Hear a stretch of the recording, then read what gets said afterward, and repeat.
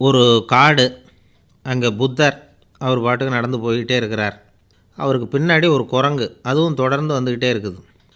புத்தர் திரும்பி பார்த்தார். குரங்கு அப்படியே குதித்து உயர எழும்பி ஒரு கிளையில் போய் உக்காந்துது. ஏன் இப்படி பண்ணுறேன்னு கேட்டார் புத்தர்.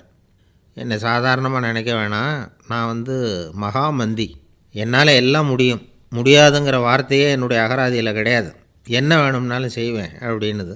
அப்படின்னா ஒரு பந்தயம் வச்சுக்கலாமான்னார் இவர். ஓ வச்சுக்கலாமேன்னுது. வேறு ஒன்றும் இல்லை, இப்போ நீ மேலே எழும்பி அந்த கிளையில் உட்காந்தது மாதிரி அங்கேருந்து தாவி என் உள்ளங்கையில் உட்காரணும், அவ்வளவுதான் அப்படின்னார். அப்படி உட்காந்துட்டா என்ன பரிசு அப்படின்னு கேட்டது அது. சொர்க்கத்தில் இருக்கிற மாமன்னன் மரகத சக்கரவர்த்தியை என்னோட இருக்கும்படியாக கூப்பிட்டுக்கிறேன். அந்த சமயத்தில் அவருடைய அரியணை அங்கே காலியாகிடும், நீ அதில் போய் உட்காந்துக்கலாம். பந்தயத்தில் தோத்துட்டா ஒரு கல்ப காலம் இந்த பூமியில் வாழ வேண்டியிருக்கும், அதுக்கு பிறகு தான் என்கிட்ட வர முடியும், என்ன சொல்கிற அப்படின்னார். குரங்குக்கு தாவறது ஒரு பெரிய காரியமா? இது எனக்கு ரொம்ப சாதாரண விஷயம், என்ன இப்போவே தாவட்டுமா அப்படின்னுது. சரின்னு சொல்லி உள்ளங்கையை நீட்டினார். அவருடைய கை தாமரை இலை அளவுக்கு அப்படியே விரிஞ்சுது. குரங்கு சௌகரியமாக உட்கார்றதுக்காக. குரங்கு தாவறதுக்கு தயாராச்சு. அதுக்கு முன்னாடி ஒரு சின்ன யோசனை அதுக்கு. இந்த கிளையிலேருந்து அந்த கைக்கு தாவறது எனக்கு ரொம்ப அற்பமான ஒரு வேலை, இது ரொம்ப சாதாரணம், என்னுடைய கௌரவத்துக்கு இது சரியாக இருக்காது. அதனால் நான் என்ன பண்ண போகிறேன்னா, இங்கேருந்து கிளையிலேருந்து அப்படியே உயர எழும்ப போகிறேன். எழும்பி மேல் உலகம் போய் அங்கே ஒரு சுற்றிவிட்டு அதுக்கப்புறம் அங்கேருந்து நேராக இந்த கையில் உட்கார போகிறேன் அப்படின்னு நினச்சிது. என்ன யோசிக்கிற அப்படின்னார் புத்தர். ஒன்றும் இல்லை, இந்த பாயிரம் பார் அப்படின்னு சொல்லி தாவி உயர போயிட்டுது. கொஞ்சம் நேரத்தில் வான உலகத்துக்கே போய் சேர்ந்துட்டுது. அங்கே போய் பார்த்தா அங்கே ஒரு 5 பளிங்கு தூண்கள் இளம் சிவப்பு நிறத்தில் நின்றுக்கிட்டு இருக்குது. குரங்கு நினச்சிக்கிட்டது, புத்தர்கிட்ட போய் இந்த பளிங்கு தூண்களை பார்த்தோம்னு சொன்னால் அப்படியே திகைச்சி போயிடுவார், இந்த தூணில் ஏதாவது அடையாளம் செஞ்சுட்டு போகணும் அப்படின்னு அந்த இடத்துல மிதந்துக்கிட்டே நினச்சிது.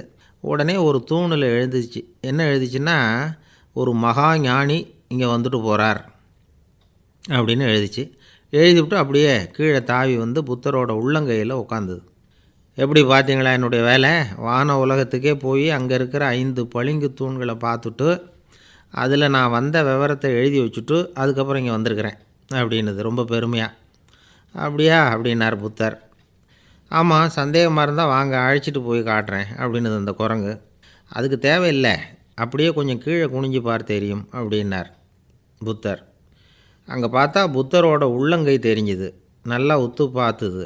அவரோட ஒரு விரலில் அது எழுதிய வாசகம் தெரிஞ்சுது. குரங்கு யோசனை பண்ணிச்சு, அப்படின்னா வானத்தில் நான் பார்த்தது புத்தரோட விரல்களா அப்படின்னு யோசிச்சுது. இதை புரிஞ்சுக்கிட்ட உடனே அந்த குரங்கோட கர்வம் அழிஞ்சு போச்சான். நம்ம மனசு தான் இந்த குரங்கு. மனம்ங்கிறதும் ஆணவங்கிறதும் ஒரு நாணயத்தின் 2 பக்கங்கள். மனம் உள்ளவரை ஆணவமும் இருக்கும். மனம் அழிஞ்சாதான் ஆணவம் அழியும். மனம் அழிய வேண்டும் அப்படின்னு பெரியவங்க சொல்கிறது இந்த அர்த்தத்தில் தான். நம்ம ஆளுங்க சவால் விடுறதெல்லாம் வேறு மாதிரி. ஒருத்தன் ஒரு வாய்க்காலை தாண்டுறேன்னு பந்தயம் கட்டி தாண்ட முடியாமல் வாய்க்காலில் விழுந்து காலை உடச்சிக்கிட்டு கட்டு போட்டுக்கிட்டு வந்தான். ஏன்டா அப்படின்னு கேட்டாங்க.